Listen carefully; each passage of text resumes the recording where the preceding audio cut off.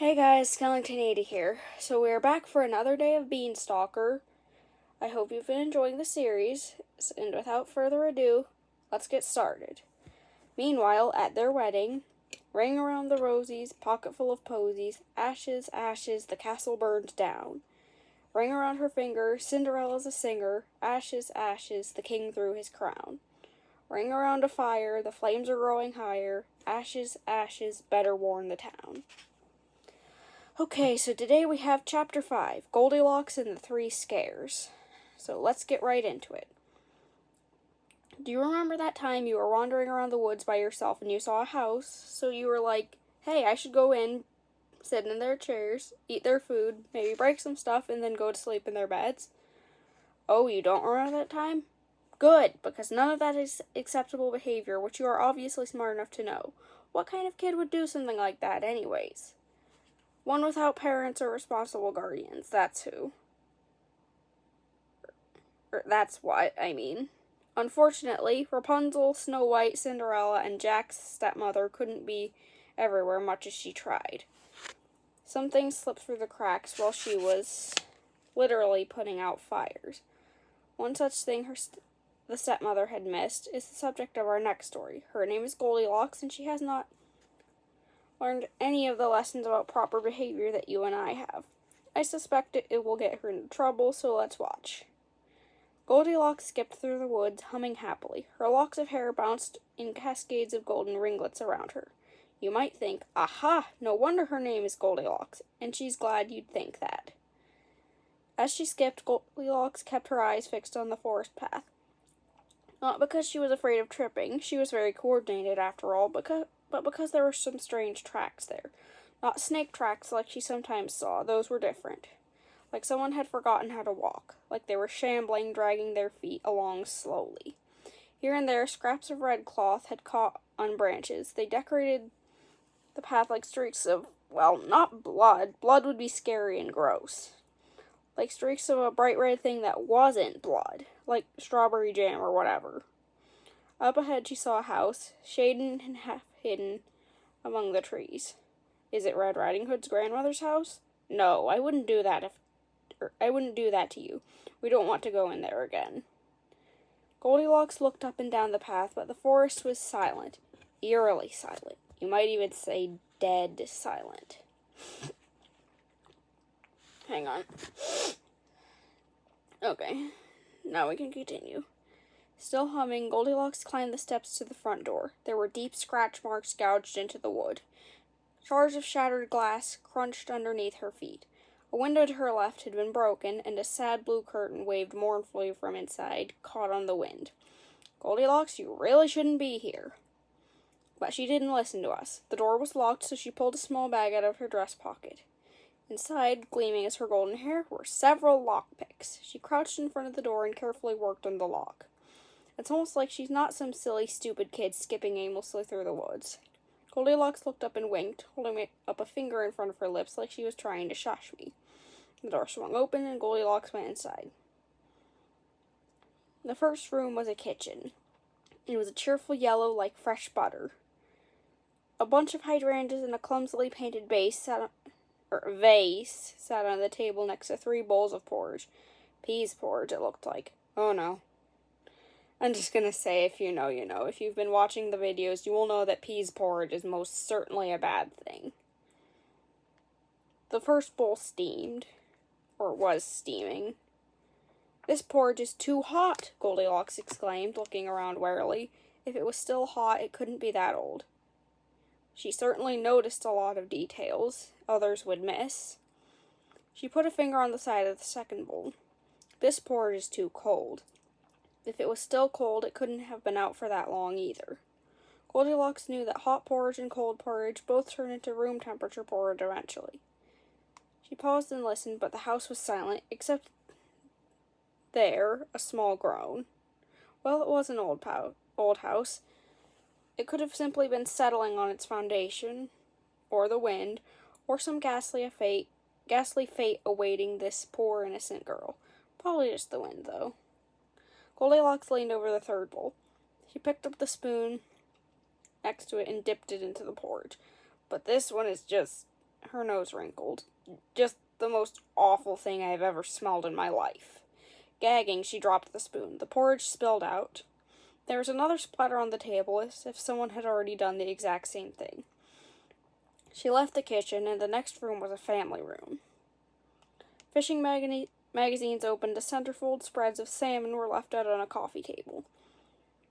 There was a well-loved picture book called The Kiddenstein Kids.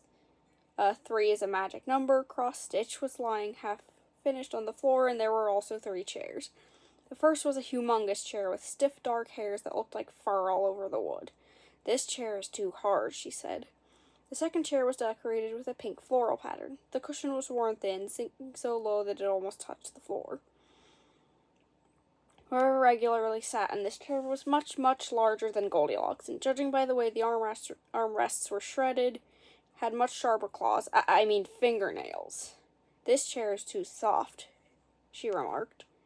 She turned to the third chair in the room. It was made of solid wood, small as if for a child, but sturdy. "This chair is... I see where this is going. Goldilocks, you shouldn't break into strange houses and sit in their chairs."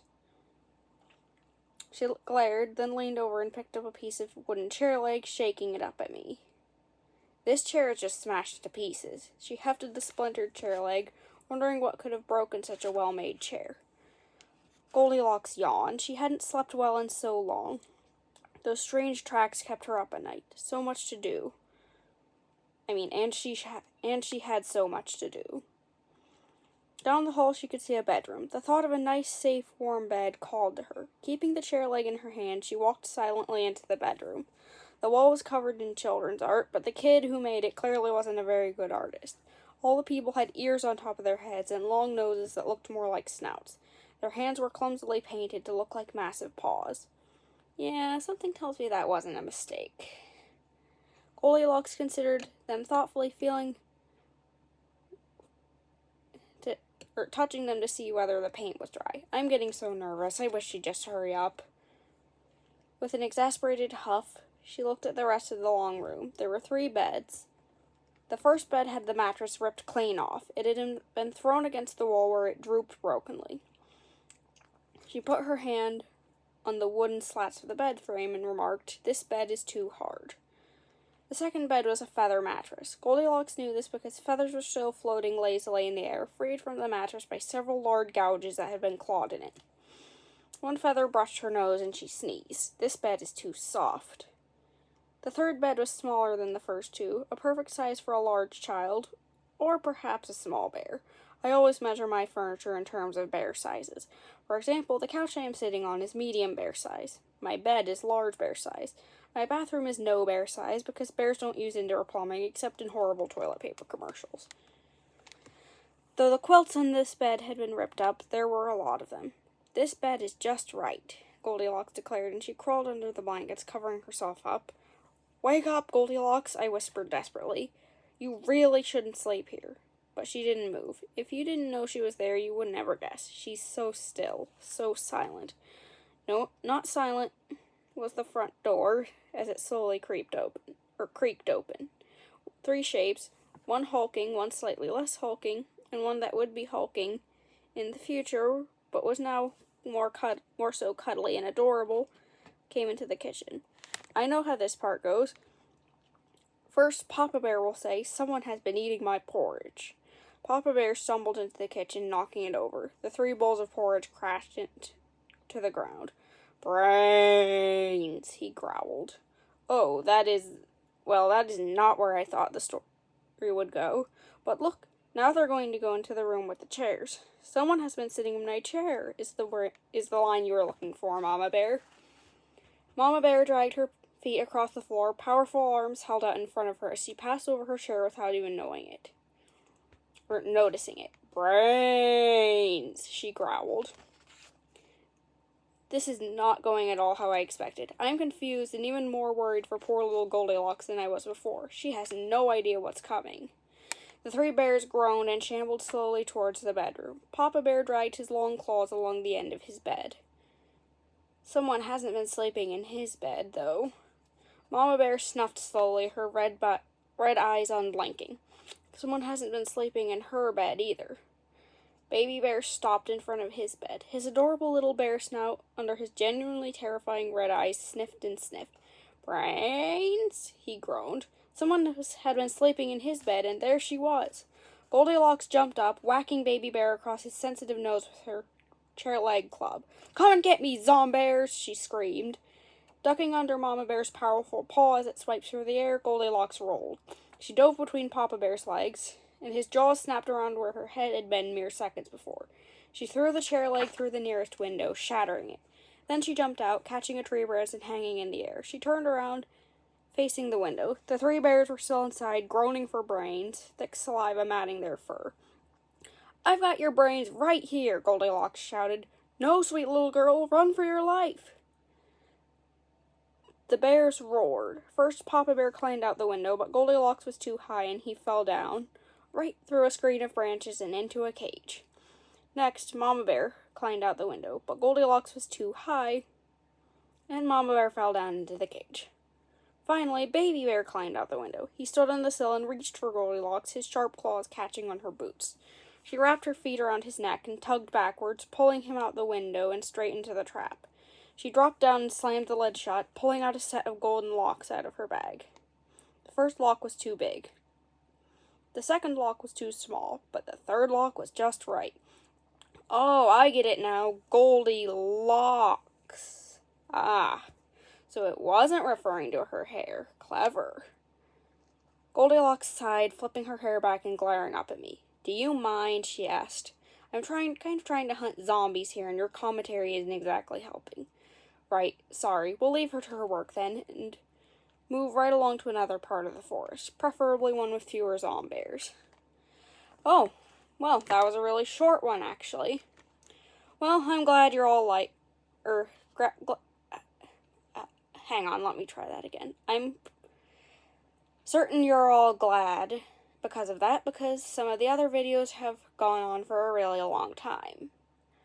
So, without anything else to read, that concludes our video for today. So, like, comment, subscribe, have a happy Halloween, and I will see you next time. Bye!